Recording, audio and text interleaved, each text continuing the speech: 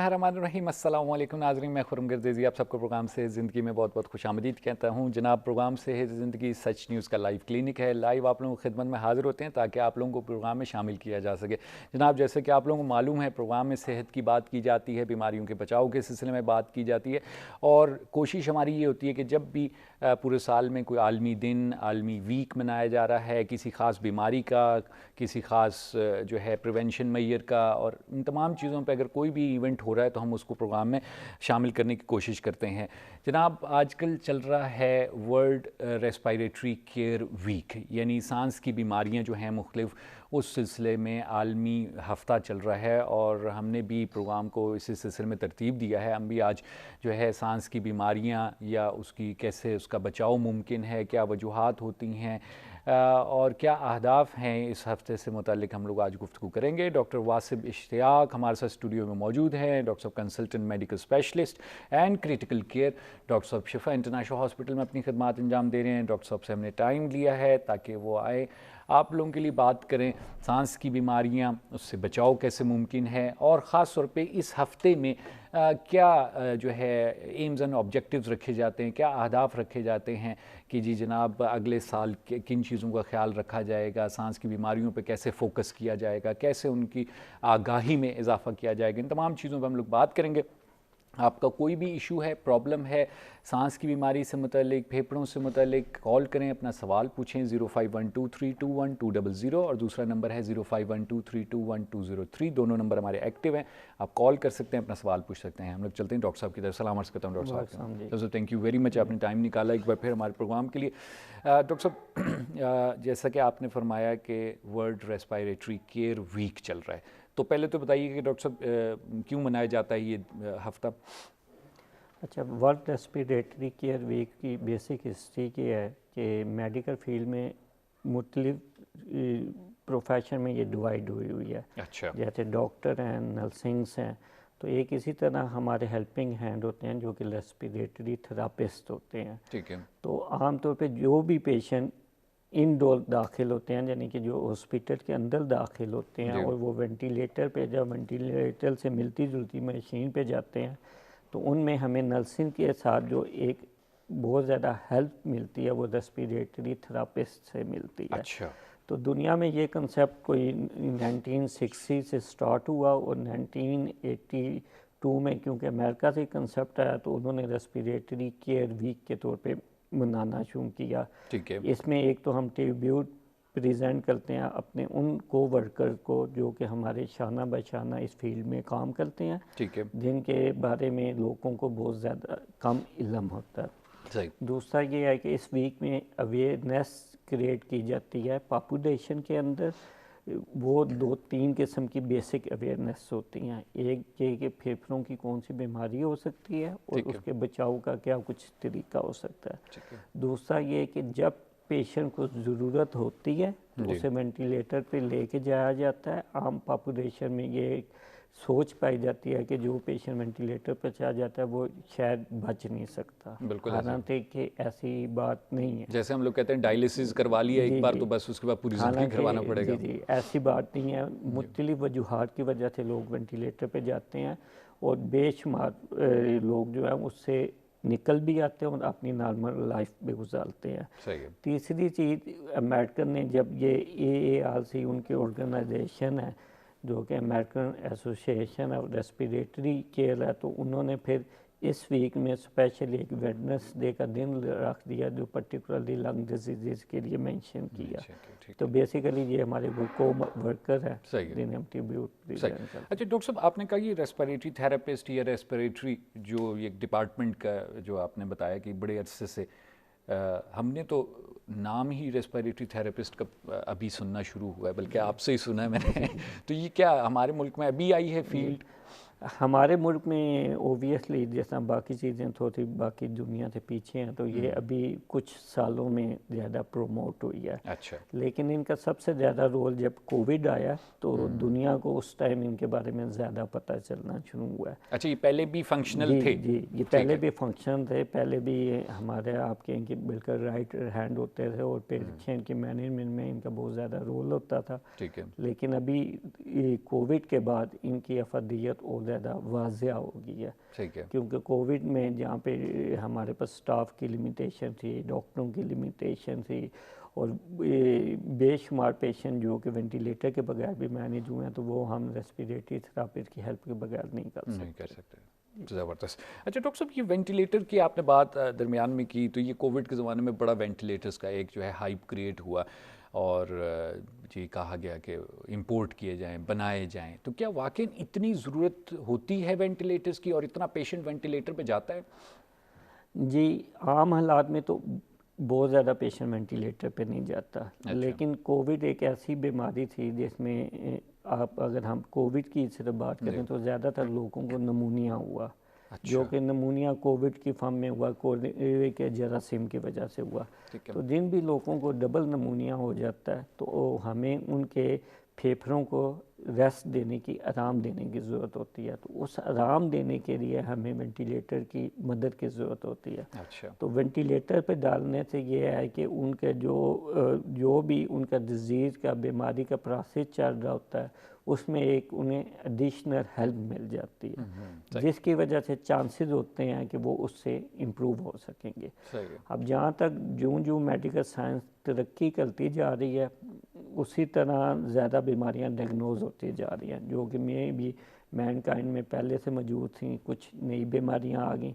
तो उसके रेफरेंस से कंट्री में डे बाय डे इन चीज़ों की ज़रूरत बढ़ती चली जा रही है।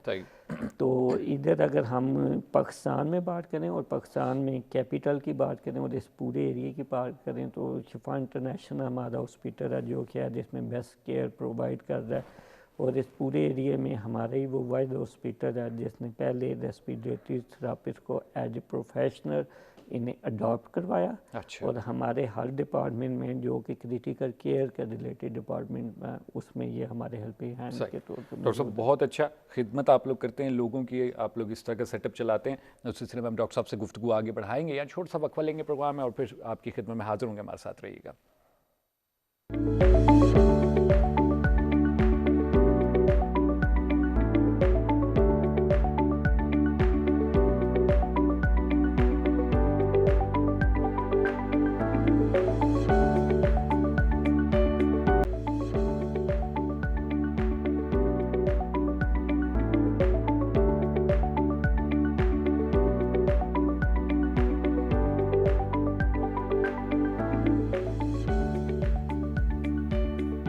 जी नाज़रीन, प्रोग्राम में एक बार फिर आपको खुशामदीद कहते हैं। डॉक्टर वासिफ इश्तियाक हमारे साथ स्टूडियो में मौजूद हैं। डॉक्टर साहब consultant medical specialist and critical care, Shifa international hospital में डॉक्टर साहब अपनी खिदमत अंजाम दे रहे हैं। डॉक्टर साहब से हमारी बात चल रही है वर्ल्ड रेस्पिरेटरी केयर वीक के सिलसिले में, यानी सांस की बीमारियों का आलमी हफ्ता मनाया जा रहा है। उस सिलसिले में डॉक्टर साहब से हम लोग बात कर रहे हैं, सांस की बीमारियों के सिलसिले में भी बात कर रहे हैं। आपका कोई सवाल है फेफड़ों की बीमारियों से मुतल्लिक, सांस के से मुतल्लिक, तो ज़रूर कॉल करें। हमारा नंबर नोट कर लें 0512321200 और 0512321203।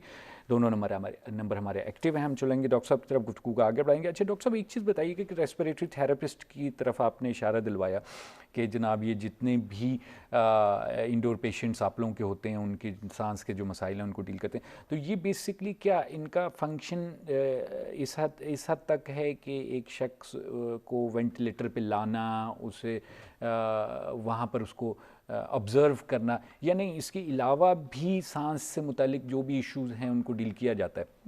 इनका फंक्शन जो है ना बेसिकली वो वेंटिलेटर के अलावा भी बहुत सारा है। मसलन मैं आपको मिसाल देता हूँ, अगर कोई मरीज़ है दिल का बलगम रुका हुआ है तो उसे निकालने में ये हेल्प आउट करते हैं। इसी तरह जो फेफड़े हैं उनकी जितनी भी वर्जिश है, एक्सरसाइज है, उसमें मरीज़ की हेल्प आउट जो है वो रेस्पिरेटरी थेरापिस्ट करते हैं। इसी तरह जब हम वेंटिलेटर पे मरीज़ को डालते हैं या वेंटिलेटर से मरीज़ को उतारते हैं, तो उसमें उस दोनों सूरतों में इनकी हेल्प के बगैर ये चीज़ मुश्किल होती है। ठीक है। इसके अलावा वेंटिलेटर से अक्सर मरीज़ों को ये वेंटिलेटर पे जाने से बचाते भी हैं, जो इनका ये बहुत बड़ा एक रोल है, जो कि कोविड के ज़माने में भी इनका रोल रहा है। वो वेंटिलेटर से छोटी मशीन होती है जैसे हम बाईपैप कहते हैं। बाईपैप जो है वो वेंटिलेटर से छोटी मशीन है, ये उसके साथ भी डॉक्टरों के हिदायत के मुताबिक इस्तेमाल करके अगर रेस्पिरेटरी थेरेपी एक्टिव हो तो बेशुमार मरीज जो हैं वो उससे ही बेहतर हो जाते हैं और वेंटिलेटर पे जाने से बच जाते हैं। ज़बरदस्त। इसी तरह जो मरीज वेंटिलेटर से उतरता है तो उसे 24 से 48 घंटे तक कम से कम एक रेस्पिरेटरी थेरेपिस्ट की हेल्प की ज़रूरत होती है, जो उसके फेफड़ों का ख्याल रखे, जो मुसलसल उसकी एक्सरसाइजेज करवाए, जो उसकी रतूबते और सक्रीशन जिसे हम कहते हैं, जब बलगम इकट्ठी हो गया उसे बाहर निकालने में मदद दिए, तो इन सारी सूरत में उनके हमें मदद पहुँचती है। ठीक, एक वाइटल रोल है। डॉक्टर साहब, क्या अहम बीमारियां आप देखते हैं पाकिस्तान में, कौन कौन सी मेजर बीमारियां हैं जो फेफड़ों से या सांस से मुतल्लिक हैं? पाकिस्तान में जो कुछ तो हैं जो कि हर के 10 में से 3-4 लोगों को हैं। अजब। जी, उसमें सबसे ज़्यादा प्रॉब्लम या मसला जो है वो एलर्जी वाला है, जो कि फेफड़ों को भी असरअंदाज करता है। ठीक है। ये अक्सर औकात लोगों में जो बड़े लोग होते हैं उनमें दमे की सूरत में आता है, ठीक है। और इसकी अलामतें उस सूरत में होती हैं। ठीक है। फिर बेशुमार हमारी पॉपुलेशन है जो कि सिगरेट को यूज़ करती है, स्मोकिंग यूज़ करती है, उनके स्मोकिंग की वजह से उनके फेफड़ों में नुकसान हो जाता है और उस नुकसान की वजह से भी उन्हें दमे जैसी अलामत शुरू हो जाती हैं। तीसरी जो पाकिस्तान में बहुत कॉमन बीमारी स्प्रेड आउट है वो है ट्यूबरकुलोसिस, जिसे टीबी कहा जाता है। तो टीबी बेशुमार लोगों में मौजूद है, उसकी बेशुमार वजूहत हैं, जिनमें से एक बहुत बड़ी वजह यह है कि अगर ख़ानदान में एक किसी को टीबी है और उसने अपना ख्याल नहीं रखा और बलगम वगैरह वो जो है स्पिट आउट निकालते रहे हैं बगैर एहतियात के, तो उससे और लोगों को होने का अंदेशा है। तो टीबी भी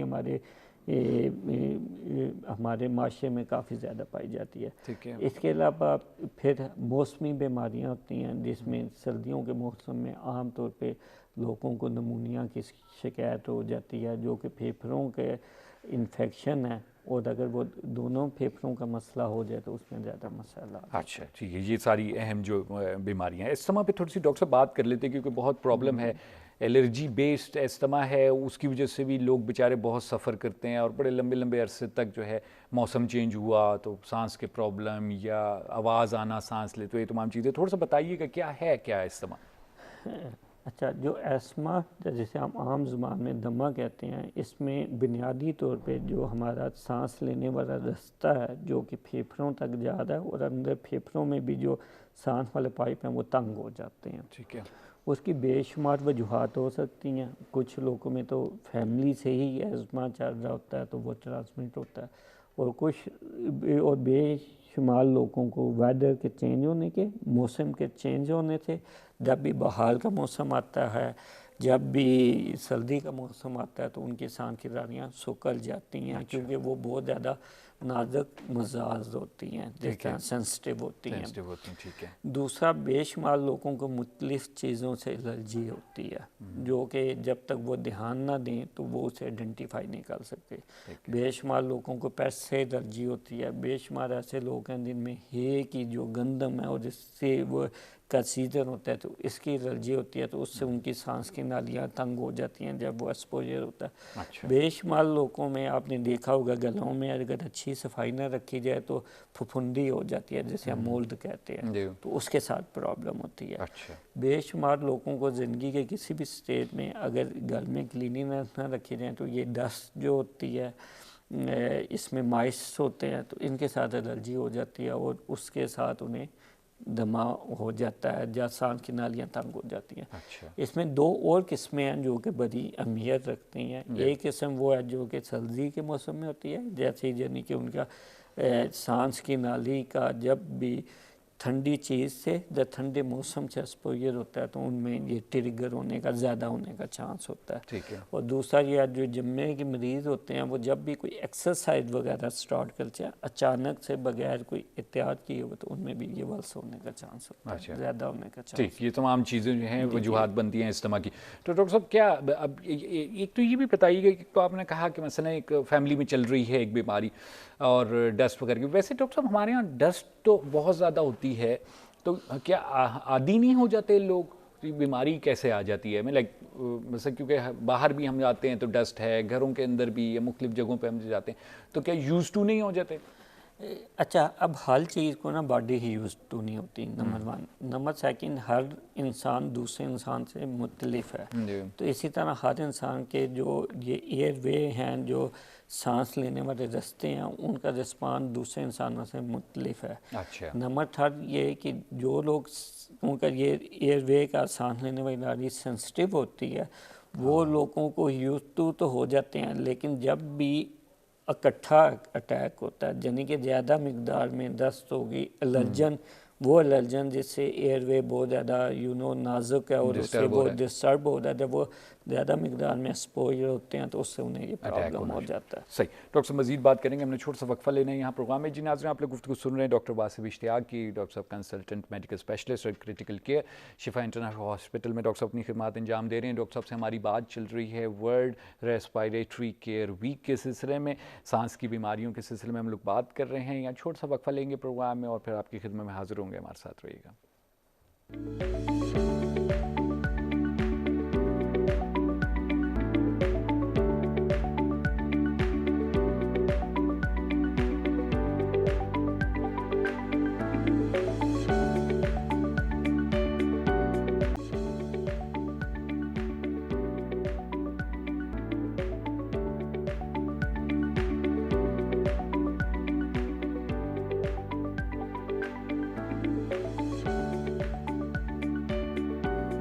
जी नाज़रीन, प्रोग्राम में एक बार फिर आपको खुशामदीद कहते हैं। डॉक्टर वासिफ इश्तियाक हमारे साथ मौजूद हैं, डॉक्टर मेडिकल स्पेशलिस्ट हैं। सांस की बीमारियों के सिलसिले में हमारी गुफ्तगू चल रही है, डॉक्टर साहब के साथ गुफ्तगू को आगे बढ़ाएंगे। डॉक्टर साहब, आपने इस्तेमाल के बारे में बता दिया, थोड़ा सा ये भी बताइएगा कि तंबाकू नोशी, सिगरेट का इस्तेमाल, ये कितना नुकसानदेह हमारे फेफड़ों के लिए? तम्बाकू नोशी और सिगरेट का इस्तेमाल तो ये बहुत ज़्यादा नुकसानदेह है हमारे फेफड़ों के बारे में, लेकिन हमारी पॉपुलेशन में इसकी अवेयरनेस, इसके बारे में इल्म बहुत कम है, क्योंकि हमारी बेशुमार पॉपुलेशन है जो कि सिगरेट को यूज़ करती है, लेकिन जब हम डॉक्टर या हुकूमत की तरफ से इसकी अवेयरनेस क्रिएट की जाती है कि इसका बहुत ज़्यादा नुकसान है, तो वो अपने इर्द गिर्द देखते हैं तो उन्हें नज़र आता है शायद कम है।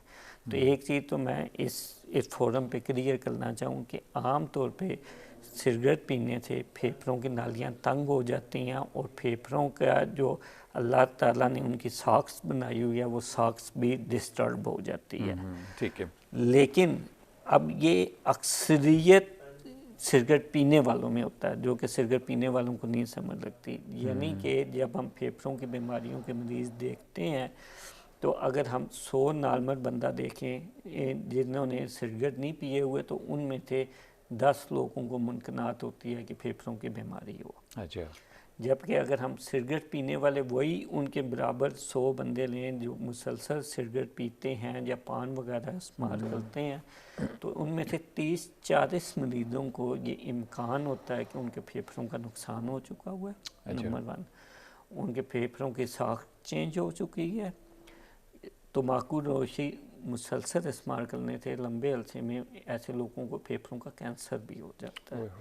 और इसके साथ जो हमने बात की पान वगैरह की, उसकी वजह से तो हमारे पास बेशुमार लोग आते हैं जिन्हें कि ज़ुबान का, मुंह का कैंसर हो जाता है, जो पान और चालिया मुसलसल इस्तेमाल करने से होता है। अच्छा। तो इसलिए ये दोनों चीज़ें सिर्फ पाकिस्तान में नहीं, पूरी दुनिया में ही सब डॉक्टर, मेडिकल साइंस ये कहती है कि ये हेल्थ के लिए नुकसानदेह हैं। तो जो मैंने आपको बताया ना कि अगर 100 बंदा सिगरेट को यूज़ कर रहा है, तो कम और कम 30 से 40 बंदे को ये नुकसान आएगा। ठीक है। लेकिन वो उन्हें एक गलत फहमी द फाल्स बिलीव होता है जब वो उन 60 लोगों को देखते हैं कि ये पी रहे हैं तो कुछ नहीं होता। बिल्कुल ऐसे। तो इसलिए अब ये नुकसान किस लोगों में होगा, तो इससे पहले से डिफाइन करना बड़ा मुश्किल है। वो किसी भी इंसान में हो सकता है, और जितना लंबा अरसा और जितनी ज़्यादा मिकदार में सिगरेट यूज़ किया होगा, उतना ज़्यादा नुकसान होने का चांस होगा। अच्छा डॉक्टर साहब, आजकल ये वेप आ गया है, इलेक्ट्रॉनिक सिगरेट आ गई है, और हमारे पास ये जो शीशे का इस्तेमाल है ये भी बहुत ज़्यादा हो गया, तो इस पर भी कमेंट कीजिएगा, क्योंकि हमारे लोग, नौजवान नस्ल जो है वो सिगरेट से हट के इन पे चली गई है।